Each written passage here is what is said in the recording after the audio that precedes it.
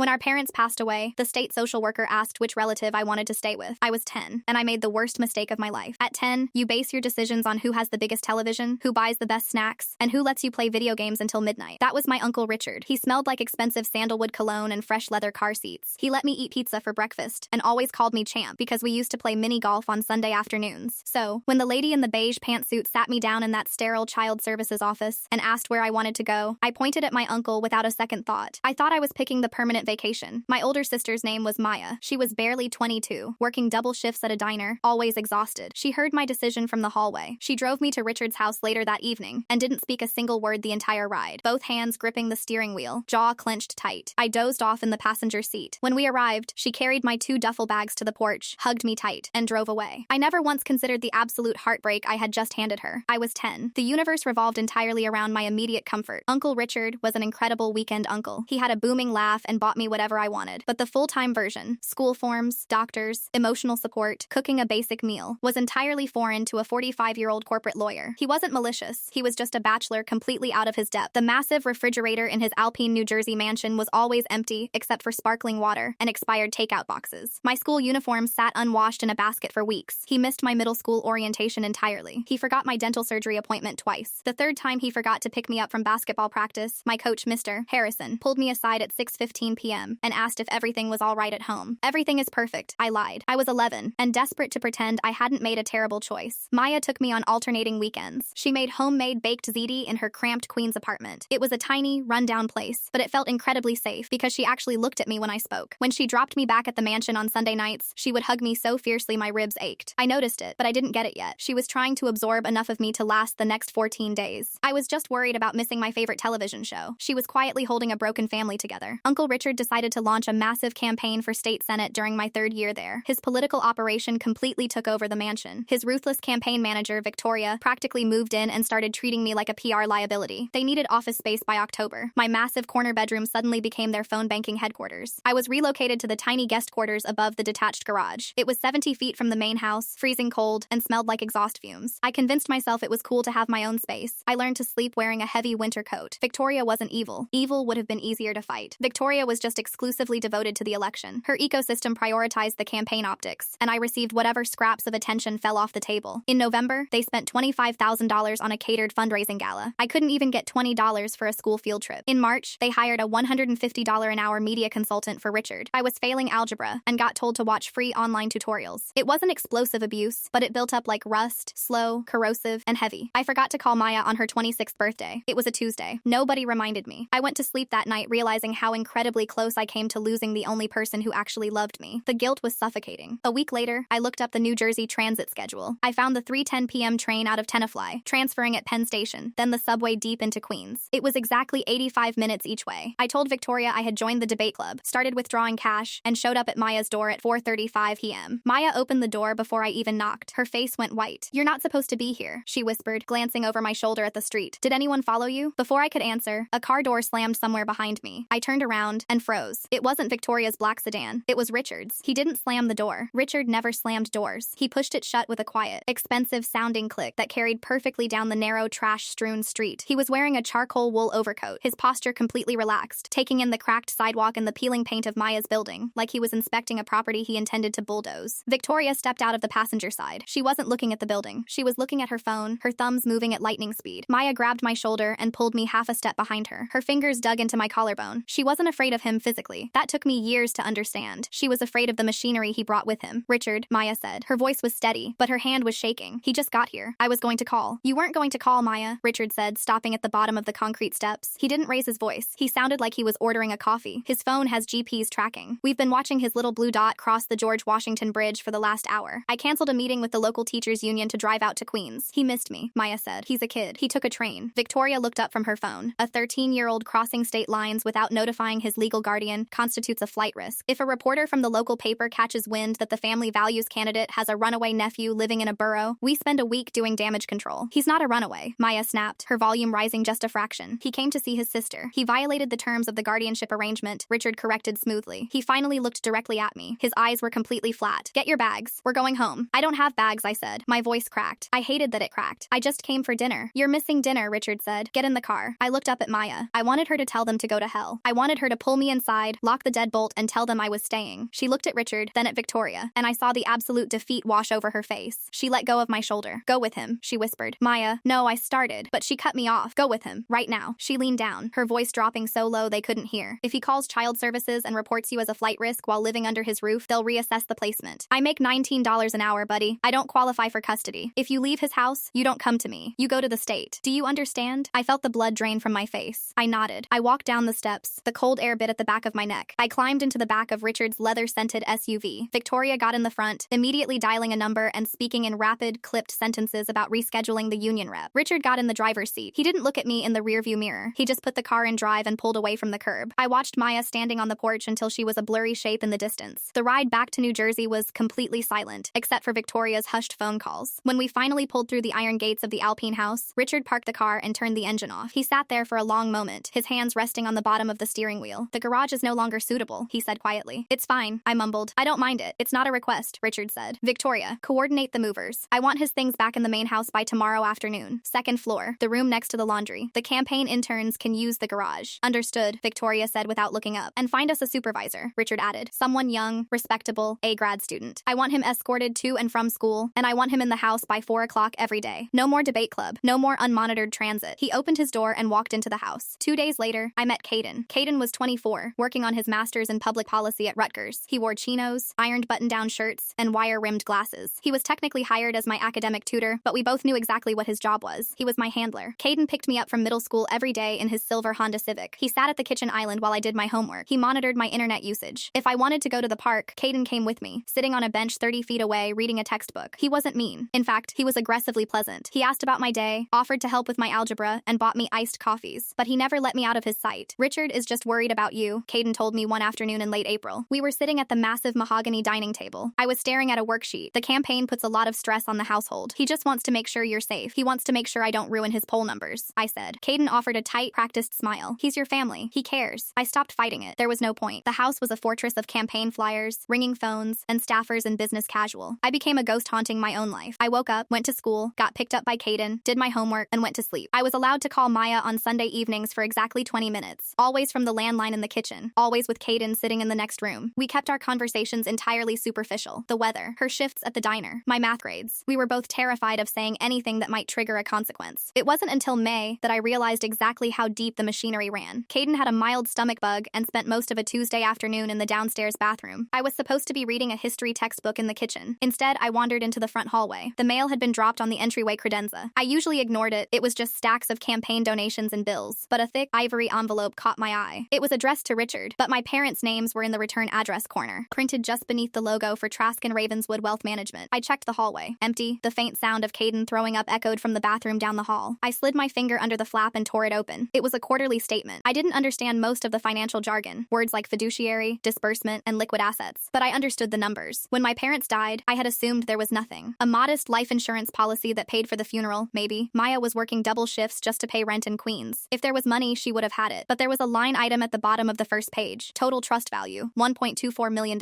I stared at the paper. My hands started to sweat. Beneath the total, there was a ledger of recent withdrawals. April 12, household maintenance and lodging disbursement, $4,500. April 18, educational supervision, $2,200. April 25, property tax allocation, $6,100. Richard wasn't just my guardian. He was the trustee of my parents' estate, and he was legally classifying a portion of his Alpine Mansion's mortgage, his property taxes, and Caden's salary as necessary expenses for my upbringing. The trust was legally paying him to keep me. I flipped to the second page. March 3rd, collateral verification letter issued to First Essex Bank. I didn't know what collateral verification meant, but I knew what First Essex Bank was. It was the bank currently financing Richard's state Senate campaign. He was using the sheer weight of my trust fund to secure the loans keeping his political career alive. If I left, the trust left. If the trust left, the campaign went bankrupt. He didn't want me here because he loved me. He didn't even want me here because of the optics of a runaway nephew. He wanted me here because I was the asset holding his entire life together. I heard the bathroom door unlock down the hall. I shoved the papers back into the envelope, smoothed down the torn flap, and buried it under a stack of campaign mailers. I walked back into the kitchen, sat down at the island, and opened my history book just as Caden walked in, looking pale and wiping his mouth with a paper towel. Sorry about that, Caden muttered, leaning against the counter. Must have eaten something bad. You finished the chapter? Yeah, I said, staring blindly at a paragraph about the Industrial Revolution. I finished it. I didn't tell Maya. I couldn't. The Sunday phone calls were monitored, and I knew if I breathed a word about Trask and Ravenswood, Richard would completely sever my contact with her. I had to sit on it. I had to let it fester. investor. 2 weeks later, the campaign hosted its largest event of the cycle, the Spring Gala. It was held at a country club in Tenafly. Tickets were $1,000 a plate. Victoria had bought me a tailored navy suit. I was instructed to stand near the entrance, shake hands, and smile. Caden stood 3 feet behind me the entire time, looking like a junior executive, gently steering me away from anyone who asked too many questions. "This is the nephew," Richard announced, resting a heavy hand on my shoulder as he introduced me to a group of local real estate developers. "Brave kid, doing incredibly well. Tragic about his parents," one of the men murmured, swirling a glass of bourbon. "Good of you to step up, Richard. Family is everything," Richard said smoothly. His hand squeezed my shoulder. It wasn't a hug, it was a clamp. At 7 o'clock, we were ushered into the main ballroom for dinner. The room was dripping in crystal chandeliers and white linen. I was seated at the head table, directly to Richard's right. Victoria sat on my other side, tapping furiously on her phone beneath the tablecloth. The first course was served. I picked up my fork and looked up as a line of catering staff moved out of the kitchen, carrying silver trays of roasted asparagus and prime rib. They wore crisp white button-downs, black vests, and black ties. The third server in the line stepped up to our table. She kept her head down as she placed a plate in front of Victoria, then moved to me. As she set the plate down, her cuff brushed my wrist. I looked up. It was Maya. Her hair was pulled back tightly into a bun. She looked exhausted, pale under the harsh chandelier light. She didn't look at my face. She kept her eyes fixed firmly on the tablecloth, her jaw set with the exact same rigid tension I remembered from the night she drove me to Richard's house 3 years ago. She picked up a shift, through an agency probably, just to get into the room, just to see me. She moved to Richard's place setting. She carefully lowered his plate. Richard didn't even glance at her. He was deep in conversation with a donor across the table. Maya stepped back, picking up her empty silver tray. For a fraction of a second, her eyes met mine. It wasn't a warm look. It wasn't a comforting sisterly glance. It was a look of pure, concentrated endurance. "Survive this," her eyes said. She turned and walked back toward the kitchen doors. I sat there in my expensive suit, the weight of the $1.24 million